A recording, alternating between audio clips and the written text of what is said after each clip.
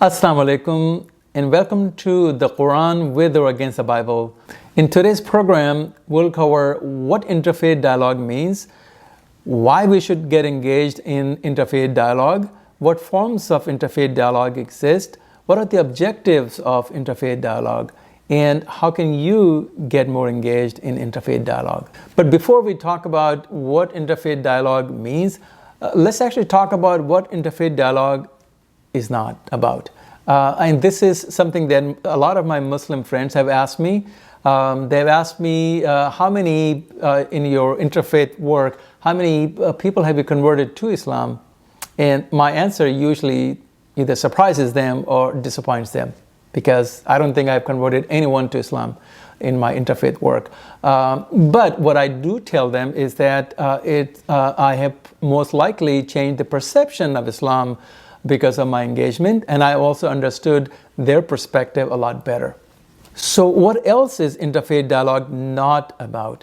Interfaith dialogue is not about telling who is right, who is wrong. Conversely, interfaith dialogue is also not about necessarily accepting everyone else's faith or even agreeing on everything that they believe in, but it is about understanding each other, and also when we do disagree, to disagree in a civil manner. So interfaith dialogue, in its essence, is really more about understanding each other's perspective, about our religious background, our belief system, our experiences, and so on and so forth. And the overarching objective really is, because of this, the understanding between people of various faiths, is to bring people together. And also cherish our similarities as well as our differences. In interfaith dialogue is as much about listening than it is about talking about your own faith. Because half the time the dialogue means that you are talking, but you're also listening. And some people actually have coined the word polylogue, because dialogue means conversation or communication between two people or two groups. But in a perfect interfaith setting, there are multiple people coming together. So some people have actually used polylogue as another term that we use. So the question goes back to, so why should we get engaged in interfaith work? And the reason is really simple for me. It is, the religion has been used to divide people. It has been used to cause fear and promote hatred of each other. And there's this vicious cycle of hate and fear and even violence in some cases. More hate causes more fear, and more fear causes more violence, and then more violence will cause more hate and fear. So we need to break this cycle of violence, and this vicious cycle. And in some extreme cases, there's this othering effect. So all the people who don't belong to your faith becomes other. And then in even more extreme cases, this othering effect leads to even dehumanization. And that dehumanization makes people more insensitive to each other's pain. This is why we have seen when people were dehumanized and desensitized back in the early 1930s, what happened in Europe is because a bunch of people became very insensitive and they were dehumanizing a lot of people. You see, hate speeches are on the rise. Islamophobia, anti-Semitism have been on the rise. And again, there is this othering effect, and because of this, the hate speeches lead to violence. We do know that. We know back in the 1930s, the violence against Jews in Europe didn't start with just violence itself. It started with hate speeches. So we really should not take the deep humanization and hate speeches lightly, because it does and can result in violence. So by having these people coming together, it promotes understanding of people of various faiths, but also it minimizes this othering effect, which can lead to dehumanization and demonization. Religion has been used to divide people, but we in the interfaith community believe very strongly that our faith actually can bring people together and can become part of a peace and building bridges between people of various faiths. And I'll talk about Hans Kung and the Declaration towards a Global ethic project that was adopted in the Parliament of World Religion in 1993 in Chicago. But let me share with you my own inspiration for getting more engaged in interfaith work. So long before interfaith dialogue was in vogue, Qur'an laid down the foundation and the principles of interfaith dialogue, which when I was reading the Qur'an many years ago, when I started to study the Qur'an, when I stumbled upon this verse, this became the source of inspiration for me. So this verse is from chapter 29, or Surah Ankabut, or the spider, in verse number 46. Let me read it to you. Do not argue with the people of the book, except in the best manner, except for those wicked amongst themselves, and say, we acknowledge what was revealed to us, meaning us, the Qur'an, and what was revealed to you, meaning the Torah and the Gospel. Our God and your God is the same. To him we peacefully submit. So there are at least two lessons for me in that verse. One is that when we dialogue with each other, we need to do this in the best manners. That's lesson number one. And number two is, it says that your God and our God is the same, and we believe in what was revealed to you and what was revealed to us, and we surrender to the same God in peace. So basically, it's drawing the similarities. In the last passage of this verse, to him we peacefully surrender, the Arabic for that is وَنَحْنَ لَهُ مُسْلِمُونَ. Right? So we are Muslims together in this, meaning we submit and surrender to the same God. So drawing on the similarities and commonalities is the hallmark of interfaith dialogue, even though we should not really ignore the differences. But the differences will come later, or the dialogue about the differences will come later. And the other thing that struck me about this verse is it doesn't say that you should tell them who is right, who is wrong, or who is superior, who is inferior. It's about letting each other get together, do this in the best manner, and highlight the similarities. So even though this particular verse was revealed in relationship to the people of the book, typically the Christians and the Jews, but there are other passages, I'll quote another verse, that actually talks about just people in general, not just Christians and Jews. So let me read another verse to you. And this is from chapter 16, verse number 125. And it says, call to the way of your Lord with wisdom and goodly exhortation, in the best manner, and have disputations with them in the best manner. Once again, so it doesn't matter who you're talking to or talking with, we do this in the best of manners. Another passage in the Qur'an that became a source of inspiration for me is from chapter number 49, Surah Al-Hujurat, and verse number 13. And it says, O mankind, we created you from one male and one female, and made you into different tribes and nations, so you may get to know each other. And verily, the most honored in the sight of Allah is the one who is best in conduct, or the most righteous. So to me, remember, this verse is addressed not to Muslims. It says, Ya ayyuhan nas, meaning, O mankind, all people.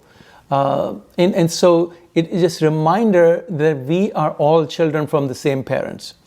That's a big lesson for me. It's just understanding and realizing that we may look different, we may speak different languages, we may belong to different faiths, but we are still the children of the same two parents. The other point that I want to make regarding this verse is that it says God divided us into different tribes and nations, so we may get to know each other. That's the dialogue. That's the interfaith dialogue, if you will. Not so we can despise each other. And lastly, the honor in the sight of God is not what our tribe is, but it is if we are best in conduct in our behavior. So let me return to Hans Kung. He's a Austrian priest, Catholic, and in 1993 at the World's Parliament of Religion, he championed a declaration, and it has 4 principles. And it simply said this. Number 1, and I'll read it to you, that there is no peace among the nations without peace among the religions. Number 2, there's no peace among the religions without dialogue between the religions. And no dialogue between the religions without investigation of the foundations of the religion. So when we are looking for that elusive peace, we really cannot expect to have peace unless we have peace among the people of faith, between religions, if you will. And the declaration of global ethic that this parliament came up with had several principles. So let me read some of the principles to you. Number one, every human must be treated humanely. Wow, what a concept. Number two, golden rule, do unto others what you wish for yourself. Number three, commitment to a culture of non-violence and respect for life. Number four, culture of tolerance and life of honesty and truthfulness, and loving and respecting of each other. And culture of equal rights and partnerships between men and women. So let's now talk about the various forms of interfaith dialogue. So a lot of people tend to think, well, interfaith dialogue is just people sitting together and talking. That's maybe kind of a generic theme, if you will. But the interfaith dialogue takes four forms. And this is, again, from a Vatican paper that came out several years ago. So let me read out the four forms according to this Vatican paper, which is actually still very practical and true for our practical purposes. So number one is the dialogue of life. So this is just really basically people living together, and it's mostly a secular experience. So for example, having interfaith picnics, celebrating birthdays together, maybe even going to sporting events together. So this is kind of the dialogue of life, if you will. The second one is the dialogue of action. This is when you're putting your faith to action. So, for example, working on common causes, working for social justice causes, equality, and so on and so forth. Working together for homeless shelters, feeding the hungry, and engaging in peaceful walks and peace vigils, for example. The third form is the dialogue of theological exchange. Now, this is more hardcore dialogue, if you will. So this is about, what does the Bible say? What does the Qur'an say? And going over specifically, what's the concept of God in Christianity or Judaism or Islam, the prophethood or the eschatology. So that becomes more of a theological exchange. It typically is reserved for people, say for the clergy or scholars. But it all, quote unquote, a normal person can also and should also be engaged in this dialogue. This again promoting understanding each other's religious beliefs. And the last one is the experiential dialogue or religious experience. So this is, for example, attending weddings, for example, from people of other faiths. How do they conduct marriages, wedding ceremonies? Also attending each other's religious services. Sabbath, for example, I have attended many of them, and every time I attend, I learn something new. Or attending Sunday services, and for Christians and Jews and people of other faiths, maybe attending Friday sermons and Friday Muslim services. So that's the experiential dialogue. Again, to summarize, four forms of dialogue. So the dialogue of life, dialogue of action, the dialogue of theological exchange, and dialogue of experience or experiential dialogue. So let's talk about how can you become more engaged in interfaith activities, interfaith work. Number one, find an interfaith council in your area. See if you can actually become a member or just attend their programs. Number two, visit the place of worship from the other faith. So if you are a Muslim, attend a synagogue or a church. If you're a Christian, attend a synagogue or a masjid or a mosque. And if you are Jewish, then attend a mosque or a church and their religious services. Also, ask your place of worship, be it a mosque or synagogue or a church or other places of worship, if they would like to invite people from other faiths and have interfaith programs, again, to promote understanding. And the second one, maybe even at a more individual level, is just invite your neighbors. Okay, if you're having, for example, if you're a Muslim, if you're having an iftar during Ramadan, invite your neighbors. Invite your neighbors actually at the masjid. Or have interfaith iftars at a church or a synagogue. Similarly, if you are Jewish or Christian, then invite your Muslim neighbor to your house in for any number of services, or just getting to know each other. It doesn't have to be a religious service or a religious program. Just getting to know each other can also bring down those barriers. So in the end, let me summarize. So the purpose of interfaith dialogue is to promote understanding and build bridges between people of various faiths. The purpose is not to convert others or even necessarily agreeing with each other's faith. It's just understanding and building bridges in order to build peace in our communities. And there are 4 different forms of interfaith dialogue. In terms of how you can get engaged, you can pick and choose in the various forms that you feel comfortable with, and how you can, as an individual, get more engaged is either through talking to your neighbor, talking to your leadership, clergy at your place of worship, and getting more engaged in various forms. So in the end, I will ask, you heard what my inspiration was. You have to ask yourself, what is your inspiration for engaging in interfaith dialogue? I thank you for watching. I hope you found this video helpful.